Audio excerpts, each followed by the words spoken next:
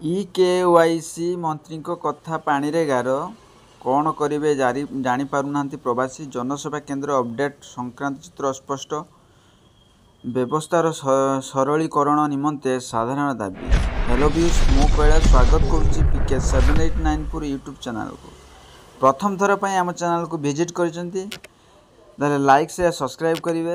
PK789 YouTube channel ସବୁବେଳେ genuine ଟ୍ୱିଷ୍ଟେବଲ୍ news ଦେଇଥାଏ। ଚାଲନ୍ତୁ ପୁରା ଖବର ଜାଣିବା।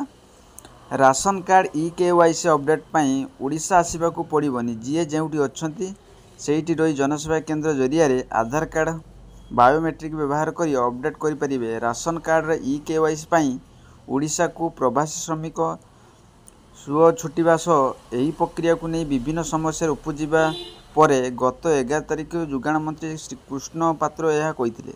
ମନ୍ତ୍ରୀଙ୍କୁ କହିବାକୁ 9 ଦିନ ସମୟ ବିତିଗଲାଣି, ହେଲେ ଏପର୍ଯ୍ୟନ୍ତ ସରକାରୀ ଭାବେ କୌଣସି ସ୍ପଷ୍ଟ ନିର୍ଦ୍ଦେଶନାମା ଚିଠି ଜାରି କରିନାହାନ୍ତି।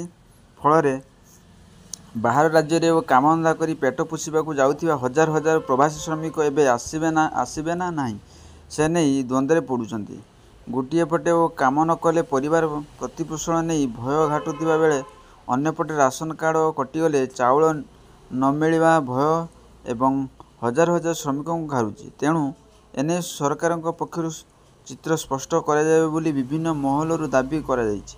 ରାସନ କାର୍ଡ଼ର ଇକେୱାଇସି ପ୍ରକ୍ରିୟା ଅଗଷ୍ଟ 22ରୁ ଆରମ୍ଭ ହୋଇଛି। ଏହା ଆସନ୍ତା ଡିସେମ୍ବର ମାସ ପର୍ଯ୍ୟନ୍ତ ଚାଲିବ ବୋଲି ମନ୍ତ୍ରୀ କହିଛନ୍ତି। ଏହି ପ୍ରକ୍ରିୟା ମାଧ୍ୟମରେ ବର୍ତ୍ତମାନ ସୁଦ୍ଧା 15ରୁ 20 ଲକ୍ଷ ବୁଥ୍ ତଥା ଅଯୋଗ୍ୟ ହିତାଧିକାରୀ ଚିହ୍ନଟ ହେବା କଥା ଖୋଦ୍ ମନ୍ତ୍ରୀ କୁହାଯାଇଛି। ଏହି ପ୍ରକ୍ରିୟାକୁ ସହଜ ଓ ସରଳ କରାଯାଉନଥିବା ଲୋକମାନେ ଅସୁବିଧାର ସମ୍ମୁଖୀନ ହେଉଛନ୍ତି।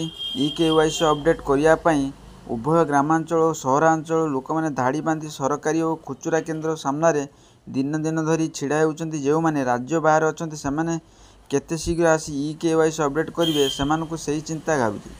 ରାଜ୍ୟର 30ଟି ଜିଲ୍ଲାକୁ ପାଖାପାଖି 20 ଲକ୍ଷରୁ ଉର୍ଦ୍ଧ୍ୱ ଲୋକ ବାହାରକୁ କାମଧନ୍ଦା ପାଇଁ ଯାଉଛନ୍ତି।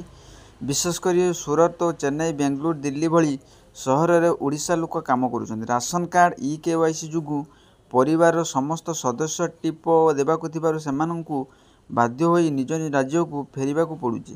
ନଚେତ୍ ତାଙ୍କ ନାମରେ ମିଳୁଥିବା 5 କେଜି ଚାଉଳ କଟିଯିବାର ଭୟ ଘାରୁଛି। ଏହି ପ୍ରକ୍ରିୟାକୁ ସହଜ ଓ ସରଳ କରିବାକୁ ବିଭିନ୍ନ ଆଡ଼ୁ ଦାବି ଉଠିଲା। ମନ୍ତ୍ରୀ ଗଣମାଧ୍ୟମ ଏଭଳି ବିବୃତ୍ତି ରଖିଥିଲେ। ଫଳରେ ଲକ୍ଷ ଲକ୍ଷ ପ୍ରବାସୀ ଶ୍ରମିକ ଆଶ୍ୱସ୍ତ ହୋଇଥିଲେ। ହେଲେ ମନ୍ତ୍ରୀ ବିବୃତ୍ତି ପରେ କୌଣସି ସ୍ପଷ୍ଟ ନିର୍ଦ୍ଦେଶନାମା ଆସୁନାହିଁ। ଜନସେବା କେନ୍ଦ୍ରରେ ପଚାରିଲେ ସେ ପ୍ରକ୍ରିୟା ବିଷୟରେ ଆମକୁ ଅବଗତ କରାଯାଇନି ବୋଲି ସେ କହୁଛନ୍ତି। ଏ ସମ୍ପର୍କରେ ଯୋଗାଣ ବିଭାଗର ଜଣେ ବରିଷ୍ଠ ଅଧିକାରୀ କହିଛନ୍ତି ଯେ ବାବଦରେ ବିଭାଗ ପାଖରେ ବର୍ତ୍ତମାନ ପର୍ଯ୍ୟନ୍ତ କୌଣସି ସୂଚନା ନାହିଁ। ସେ ଆହୁରି କହିଛନ୍ତି, ଯେଉଁମାନେ ଅସୁବିଧାରେ ଅଛନ୍ତି ସେମାନେ ଇକେୱାଇସି ନ କଲେ କୌଣସି ଅସୁବିଧା ନାହିଁ। ସରକାରଙ୍କ ତରଫରୁ ଏହି ପ୍ରକ୍ରିୟା ଦ୍ୱାରା ଯେଉଁମାନେ ଅଯୋଗ୍ୟ ହିତାଧିକାରୀ ଅଥବା ବୁଥ୍ ହିତାଧିକାରୀ ତାଙ୍କର ଏ ସଂକ୍ଷିପ୍ତ ତାଲିକା ପ୍ରସ୍ତୁତ କରାଯିବ। ତାପରେ ପ୍ରତି ହିତାଧିକାରୀଙ୍କ ଘରକୁ ଯାଇ ସର୍ଭେ କରାଯାଇ ଅଯୋଗ୍ୟଙ୍କୁ ଚିହ୍ନଟ କରାଯିବ। ଯେଉଁମାନେ ବାସ୍ତବରେ ଯୋଗ୍ୟ ହେଲେ ଅନିବାର୍ଯ୍ୟ କାରଣ ପାଇଁ ଇକେୱାଇସି କରିନାହାନ୍ତି ସେମାନଙ୍କ କ୍ଷେତ୍ରରେ ଏ ବ୍ୟବସ୍ଥା ଲାଗୁ ହେବ ନାହିଁ ବୋଲି ସେ କହିଛନ୍ତି। ତେଣୁ ଏଥିପାଇଁ ବ୍ୟସ୍ତବିବ୍ରତ ହେବା ଆବଶ୍ୟକ ନାହିଁ ବୋଲି ସେ ଜଣାଇଛନ୍ତି। ଆଶା କରି ଭିଡ଼ିଓଟି ଭଲ ଲାଗିଲେ ଲାଇକ୍ ସେୟାର ସବସ୍କ୍ରାଇବ୍ କରି ବେଲ୍ ଆଇକନ୍ ଦବାଇବେ।